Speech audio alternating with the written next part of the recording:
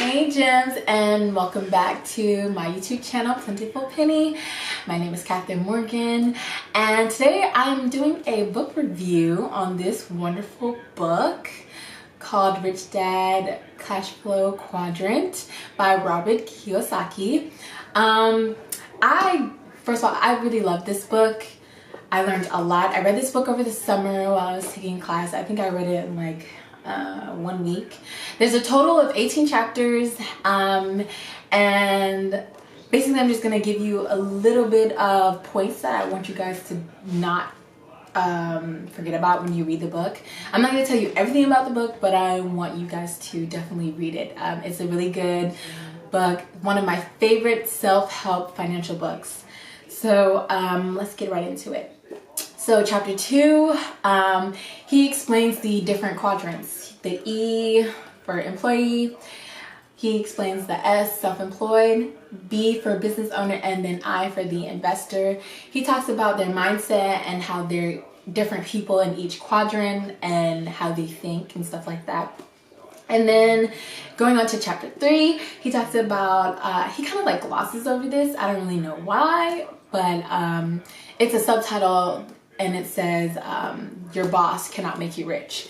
So I thought that was really interesting that was like kind of like on the last page of the chapter. But anyway, he does like a brief explanation, and I really liked the fact that the subtitle was literally called that, because there's definitely a lot of truth in that. Chapter 5, he talks about the 7 levels of investors. He mentions, the saver, the capitalist, the smart investor, the safe investor, basically mentions the 7 levels of investors. And then on chapter 6, on this page called is 118, he takes the average American he talks about the average American incurs all these expenses and liabilities. He talks about payroll taxes, income taxes, property taxes, just all these taxes that you're going to have. And then he goes into your liabilities such as a house, car, consumer debt, and student loan debt. He talks about all of the liabilities that the average American will experience. And so that was a really good chapter. Of course, he breaks it down in his famous assets versus liabilities and the income versus expenses. His little box. Let me see if I can find it for you guys. Oh, do I have it? Yeah, like this. Yeah, I don't know if you can see it, but these are the boxes that he goes in.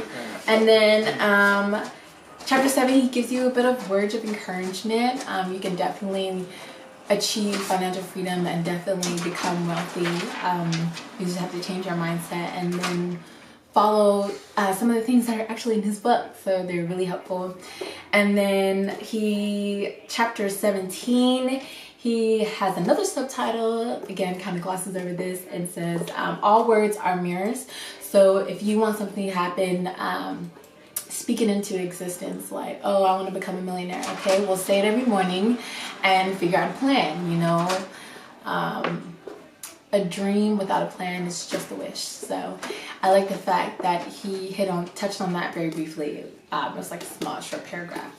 And then so basically, like I said, it's a total of 18 chapters. In the end, he kind of gives you some ways on how to achieve financial freedom.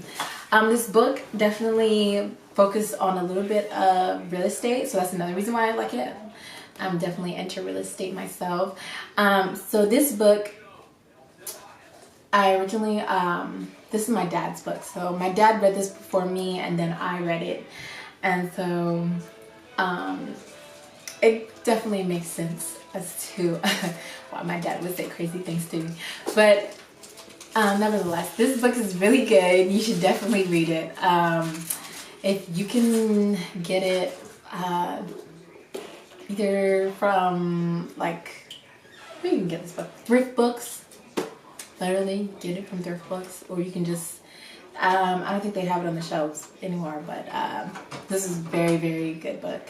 I definitely recommend that you read it. It's a great read. And yeah, so I will see you guys later. Thank you guys so much for watching. Don't forget to like, comment, and subscribe, and I will see you guys later. Bye, Jim.